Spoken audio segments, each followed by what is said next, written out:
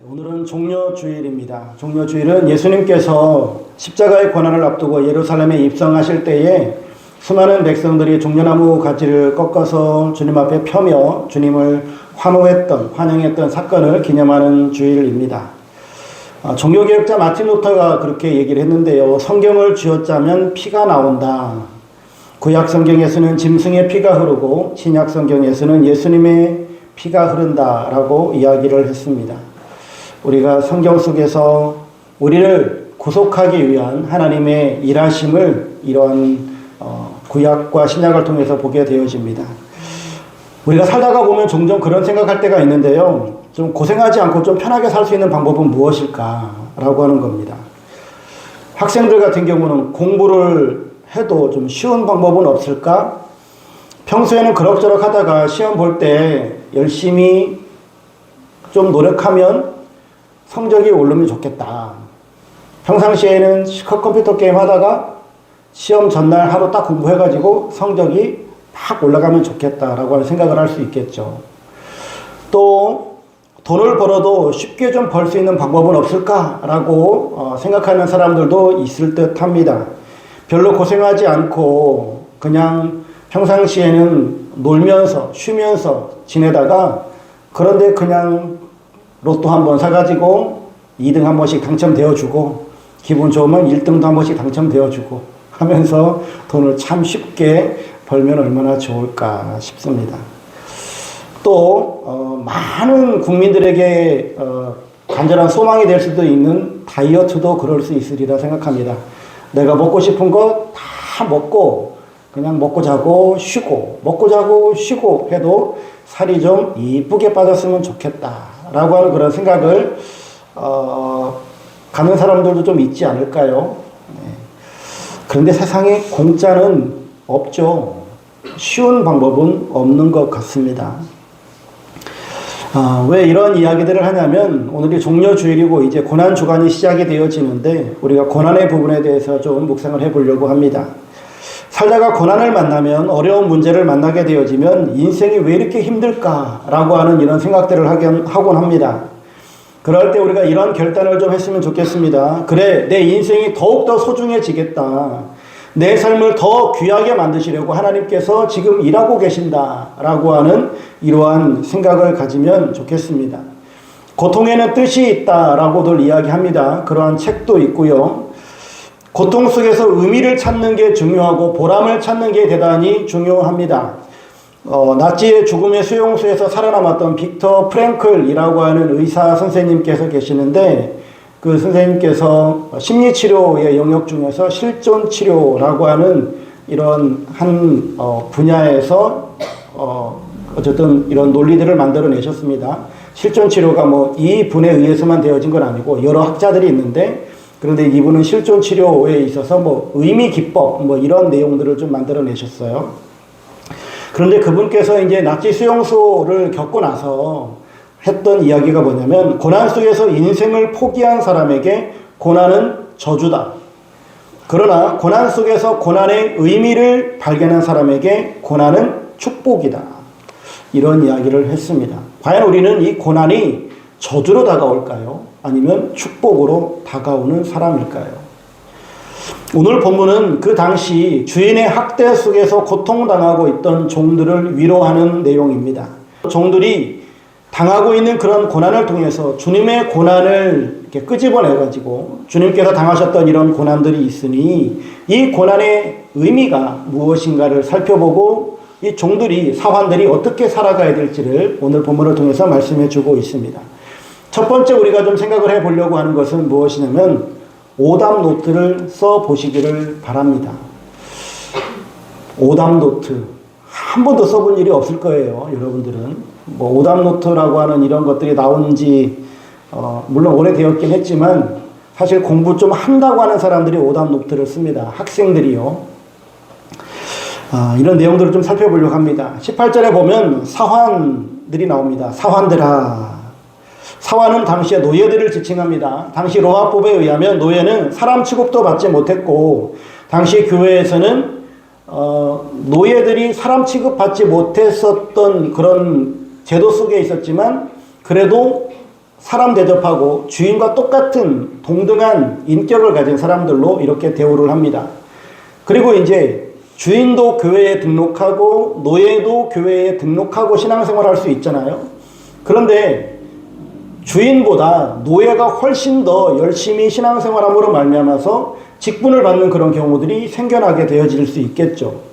그래서 이 노예가 훨씬 더 교회 내에서는 직분을 받아서 더 많은 이러한 일들을 혹은 섬김을 하는 경우들도 생겨지곤 합니다. 그런데 이 노예들이 이제 교회 나와서 등록하고 직분도 받고 말씀을 배우고 하는 와중 가운데에 어떠한 폐단이 발생하기도 했냐면, 신앙생활 하면서 보니까 나의 주인은 여기 있는 이 사람 주인이 아니라 하늘에 계신 아버지가 나의 참 왕이시고 나의 참 주인이시다.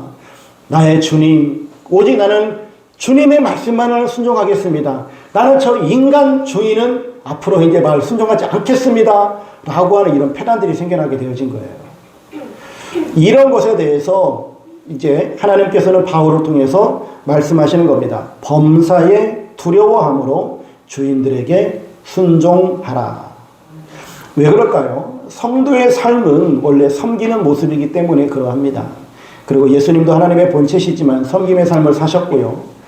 더 중요한 것은 무엇이냐면 19절에 나오는데, 부당하게 고난을 받아도 라고 하는 말에서 알 수 있듯이 이 당시에 이 노예들은 정말 부당한 대우를 받았어요. 왜냐하면 사람이면 인격을 가지고 있음에도 불구하고 사람 취급을 안 해주니까 그냥 물건 취급하고, 그리고 생사여탈권을 주인이 갖고 있으니 이 노예들을, 이 사환들의 인권이라고 하는 것은 기대할 수 없는 것이었거든요.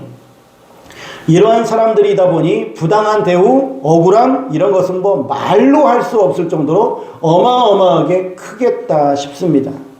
그런데 이렇게 억울한 일을 당하고 부당한 일을 당하게 되어지면 속에서 불이 나고, 또한 정당성을 항변하려고 하는 이런 일들이 생기지 않겠습니까?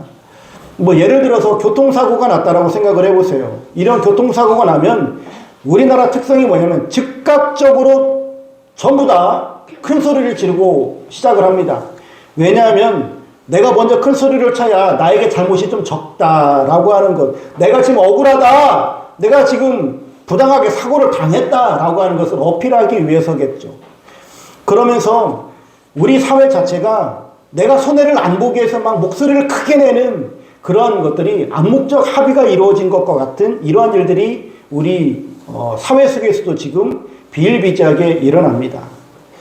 그런데 이런 부당하게 고난을 당하는 노예들에게 하나님을 생각함으로 슬픔을 참으면 이는 아름답다. 여기서 아름답다라고 하는 것은 하나님을 생각하고 슬픔을 참는 것이 하나님의 은혜다라고 하는 뜻입니다.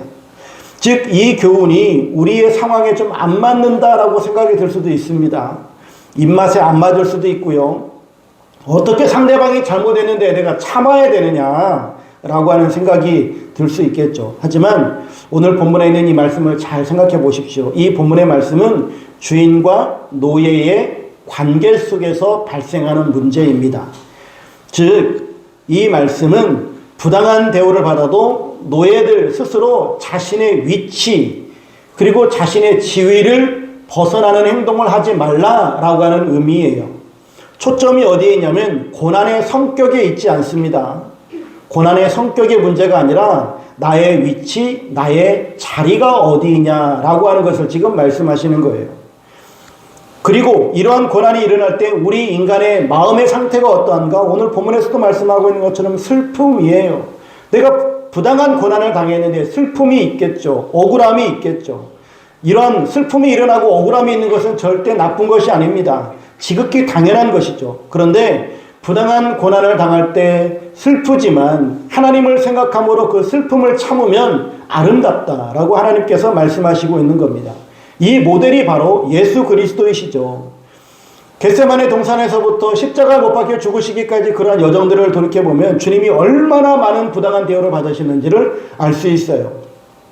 창조주이신 하나님께서 육신의 몸을 입고 이 땅에 오셨는데 한갓 피조물인 인간에게 조롱과 침뱉음과 손가락질과 매맞음을 당하셨습니다. 법정에서도 진리에 대해서 말함에도 불구하고 종교 지도자들은 오히려 신성모독이라고 하면서 십자가형을 내리게 되어집니다. 주님은 얼마나 슬프셨을까요? 주님은 얼마나 억울하셨을까요? 그런데 주님은 참으셨습니다. 왜 그랬을까요? 힘이 없어서, 능력이 없어서, 죄인이어서가 아니라 다만 한 가지, 우리 주님께서는 어린 양의 사명을 감당하기 위해서 그 모든 부당한 대우들을 참으셨다라고 하는 겁니다. 여기서 중요한 것은 예수님은 자신의 위치를 아셨다라고 하는 거예요. 자신의 위치와 자신의 사명, 역할 때문에 참으셨다라고 하는 겁니다. 부당한 일을 당할 때 마음 같아서는 들이받고 싶죠. 확 엎어버리고 싶죠. 뒤집어버리고 싶죠. 그런데 그렇게 하면 그것은 오답입니다. 우리도 한때 그렇게 살아왔고요. 그리고 신앙생활함에도 불구하고 그렇게 살아가는 사람들도 많아요. 또 우리들도 때로는 그렇게 살기도 합니다. 틀린 문제를 또 틀리고 또 틀리는, 계속해서 반복해서 틀리게 되어지는 이러한 삶을 살아가더라라고 하는 것이죠. 사람들은요, 익숙한 방식으로 생각하고 행동합니다. 그래서 틀린 문제를 또 틀리는 거예요. 계속해서 오답을 써내려갈 수밖에 없다라고 하는 겁니다. 그래서 오답 노트를 써야 되는 거예요. 오답 노트를 쓰는 이유는 그것은 오답 노트를 통해서 풀이 과정을 자세히 한번 들여다보기 위해서가 아니라 거기에서 바른 개념을 파악하기 위해서예요. 내가 왜 오답을 쓸 수밖에 없었는가? 나의 개념 정리가 지금 맞고 있는가? 개념 정리가 틀려버렸는데 어떻게 풀이 과정이 맞을 수 있겠냐는 거예요. 그래서 오답 노트를 쓰는 궁극적인 이유는 개념 정리를 바르게 하기 위해서예요. 그리고 그 개념 정리를 바르게 한 다음에 풀이 과정을 써내려가면 맞게 될 수밖에 없다라고 하는 것이죠. 그래서 우리가 때로는 부당한 일을 당하고 억울한 일을 당할 때 내가 내 성질대로 확 뒤집어 엎어버리고 홧김에 막 소리치고 뭘 하는 것이 아니라 나는 누구인가? 나의 사명은 무엇인가? 라고 하는 바른 개념 정리를 하셔야 된다라고 하는 겁니다. 그리고 어디서 잘못되었길래 나는 이렇게 매일 혈기가 나고 있는가? 나는 왜 이 상황에서 내 감정을 추스르지 못하고 나는 뒤집어 엎어버리려고 하고 있는가? 라고 하는 거예요. 나의 위치가 어디인지, 내 슬픔의 감정에만 너무 집중되어져 있고 억울하다고 성질낼 이런 일이 아니라 나의 위치와 사명을 다시 한번 생각해 볼 수 있기를 주의 이름으로 축복합니다. 오답 노트를 쓰는 이유는 다시는 그 실수를 하지 말자는 거잖아요. 오답을 정답으로 바꾸는 삶, 부당하게 고난을 받아도 하나님을 생각함으로 슬픔을 참고 범사에 순종할 때 하나님께서는 우리의 삶을 아름답다라고 말씀하시니 우리가 이런 아름다운 삶을 살아낼 수 있어야 되겠다라고 하는 것이죠. 그렇게 될 때 20절 말씀 보니까 죄가 있어 매를 맞고 참으면 무슨 칭찬이 있으리요. 그러나 선을 행함으로 고난을 받고 참으면 이는 하나님 앞에 아름다우니라. 아멘. 오답 노트를 잘 한번 써보십시오. 여러분들에게 어떤 부당한 일이 있고 억울한 일이 발생했을 때에 지금 내가 어떻게 지금 반응하고 있는가를 잘 되짚어보라는 말씀입니다. 나는 누구인가? 나는 하나님의 자녀이다. 나는 하나님의 상속자이다. 이 땅 가운데에 세상을 변화시킬 세상의 소금과 빛이요. 나는 이 땅을 향기롭게 빛낼 그리스도인의 향기를 바라는 그리스도의 향기다. 하나님의 동역자이고 하나님의 대행자이며 나는 작은 예수다라고 하는 이 사실을 명확하게 다시 한번 인식할 수 있는 귀한 시간이 될 수 있기를 주의 이름으로 축복합니다. 두 번째, 이렇게 오답 노트를 쓴 다음에 우리가 해야 될 것은 작은 예수로 살아가야 된다라고 하는 겁니다. 21절 말씀에 보면 이를 위하여 너희가 부르심을 받았으니 그리스도도 너희를 위하여 고난을 받으사 너희에게 본을 끼쳐 그 자취를 따라오게 하려 하셨느니라. 아멘. 주님은 우리를 위하여 고난을 받으셨고 우리에게 고난의 본을 보여주셨습니다. 주님은 믿는 자들에게 모델이 되어 주셔서 어떻게 살아야 될지를 우리들에게 알려주셨다라고 하는 것이죠. 예수님께서 이 땅에서 세우신 마스터 플랜이 무엇이 있을까요? 예수님께서 이 땅에 오셔서 천국 복음을 전파하시고 백성들을 가르치시고 약한 자들을 고치시는 이러한 일들을 하셨던 이유, 또한 마귀의 일을 멸하시고 전도하기 위해서 이 땅에 오셨다라고 말씀하시는 그 예수님의 궁극적인 마스터 플랜이 무엇이겠는가라고 하는 겁니다. 1차적으로는요, 우리에게 구원을 주시기 위해서 이 땅에 오셨습니다. 그 다음은 바로 예수님께서 주님의 은혜로 말미암아 구원받은 그들이 주님의 뒤를 따라오도록 하시기 위해서 우리에게 오셨다라고 하는 겁니다. 그래서 오늘 본문에서도 너희에게 본을 끼쳐 그 자취를 따라오게 하려 하셨느니라 라고 말씀하시는 겁니다. 하지만 우리의 삶을 이렇게 돌아보면 우리가 주님을 닮아가고 작은 예수로 살고 하나님께서 우리에게 맡겨주신 이런 사명을 감당하는 것, 여기에 얼마나 우리가 동의하고 최선의 삶을 살아가고 있는가를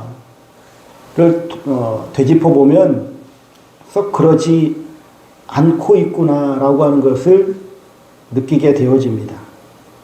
또 우리들은요, 십자가 고난은 피하면서도 하나님께서 예수님을 보좌 우편에 앉히셨던 것처럼 우리가 영광을 누리기를 원하고 성공하기를 원하는, 하나님께서 나에게 믿음을 주셨으니, 즉 하나님 나를 구원하셨으니, 나를 물에서 건져내셨으니 하나님 나에게 영광을 주옵소서, 나에게 보따리도 내놓으시옵소서 라고 하는 이런 심보로 하나님을 믿는 우리의 모습은 아니겠느냐라고 하는 겁니다.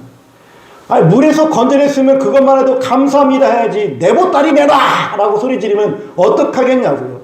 그런데 우리의 신앙생활이 그러하지 않느냐라고 하는 겁니다. 하나님께서 우리들에게 구원을 선물로 주시고 그 구원을 받은 우리들이 하나님께 감사합니다, 하나님 이제 내가 어떻게 살면 될까요? 라고 하나님 앞에 묻고 하나님의 뜻에 따라 살아가는 것이 아니라 하나님 나에게 성공도 주십시오, 나에게 행복도 주십시오, 나에게 평탄한 길을 주십시오라고 하면서 맨날 우리가 뭐 달라고만 하고 있다라고 한다면 우리가 바른 길을 걸어가고 있을까라고 하는 겁니다.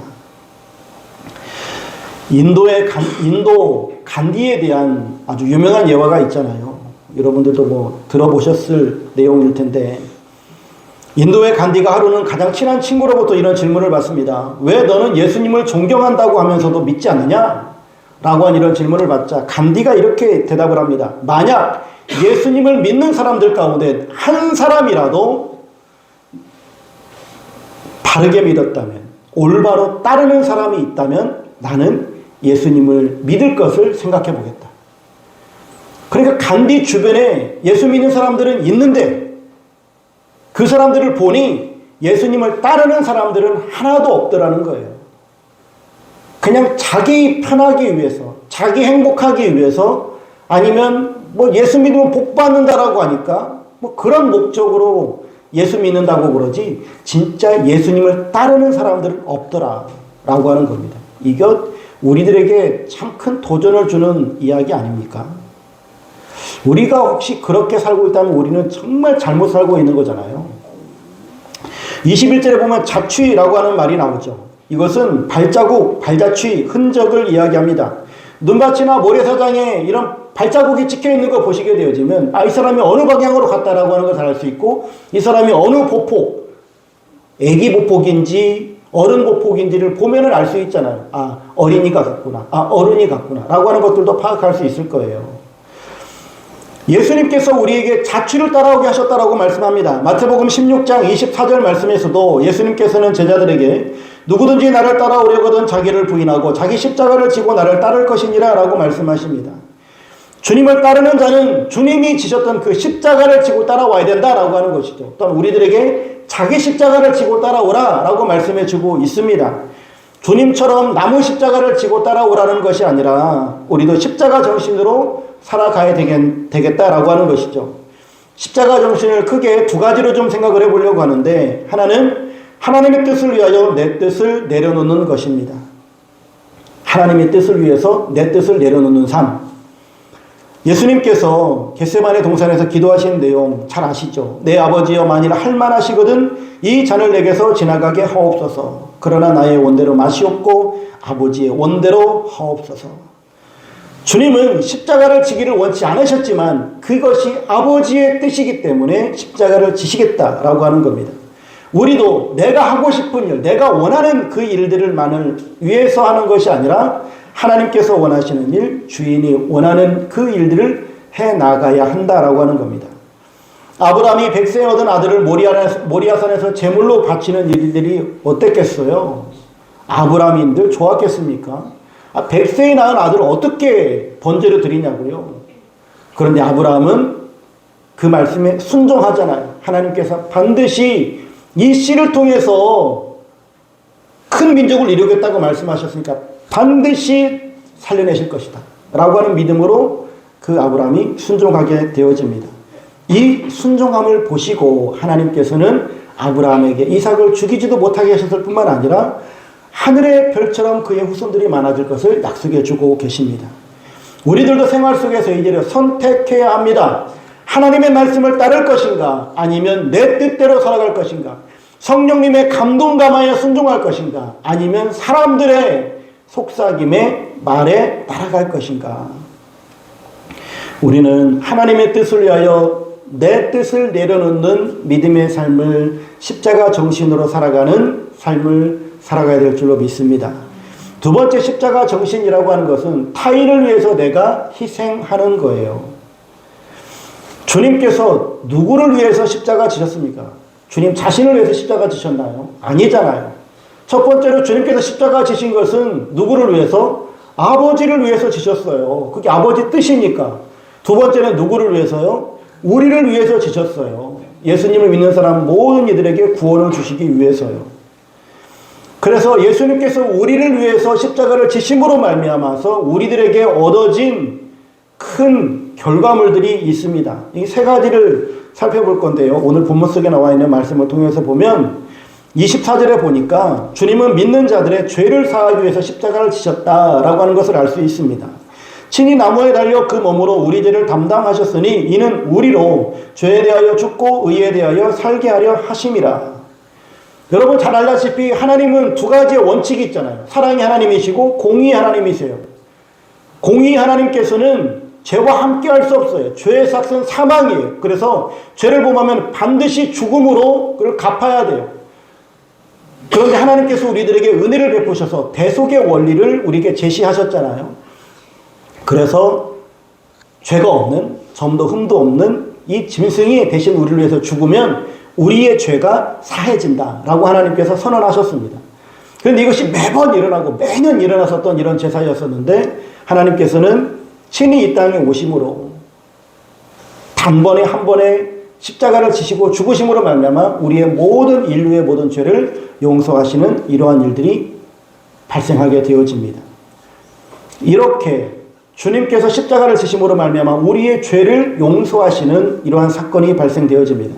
두 번째, 주님께서 우리를 위해서 죽으심으로 말미암아서 발생되는 일들이 무엇이냐면 24절 하반절에 보면 그가 채찍에 맞음으로 너희는 나음을 얻었나니 우리의 병든 육체를 치료하신다라고 하는 겁니다.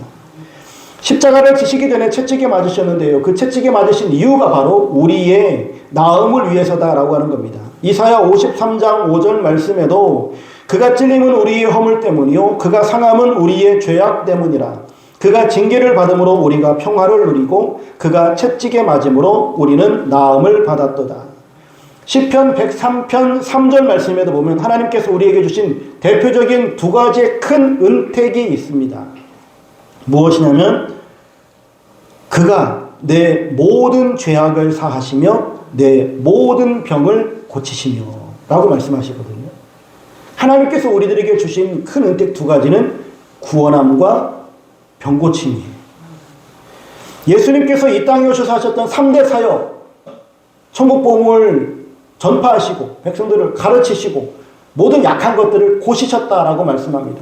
우리를 고치시는 이러한 일들이 발생합니다. 그래서 우리는 믿음을 가지고 주님 앞에 간구하며 나아갈 때 하나님께서 우리들에게 강건함과 치료의 역사를 베푸시는 줄로 믿으시기를 바랍니다. 세 번째로는 25절에 나와 있는 말씀인데요. 너희가 전에는 양과 같이 길을 잃었더니 이제는 너희 영혼의 목자와 감독 되신 이에게 돌아왔느니라. 바로 믿는 이들을 주님께서는 인도하시는 목자가 되어주신다라고 하는 겁니다. 우리는 길 잃은 양과 같아요. 유리방황하는 그런 사람들이었고 목적도 없고 어디로 가야 될지도 모르는 그런 인생들이었는데 주님께서 우리들에게 목자가 되어주셔서 우리가 표대를 향하여 하나님의 나라를 향하여 되어졌고 그런 가는 그 모든 과정들 가운데 거룩함의 길을 걸어가고 성화의 길을 걸어가면서 하나님의 동역자와 하나님의 대행자로 살아갈 수 있도록 우리들에게 은혜를 베푸셨습니다. 요한계시록 22장 16절에 보면 예수님께서는 광명한 새벽별이라 라고 말씀하십니다. 우리의 나침판이 되어주세요. 23장 10편 23편 1절에 보면 여호와는 양을 인도하는 목자로 비유해주고 있습니다. 우리가 목자만 따라가면 우리는 길 잃어버릴 일이 없습니다. 여러분들은 주님을 만나셨습니까?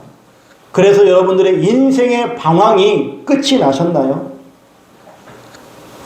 주님께서 십자가를 지심으로 주님께서 우리를 위해서 고난을 받으심으로 말미암아서 우리의 죄를 용서해 주시고 우리의 병을 고쳐주시고 우리의 목자가 되어주신다라고 오늘 본문에 우리들에게 약속해 주고 계십니다.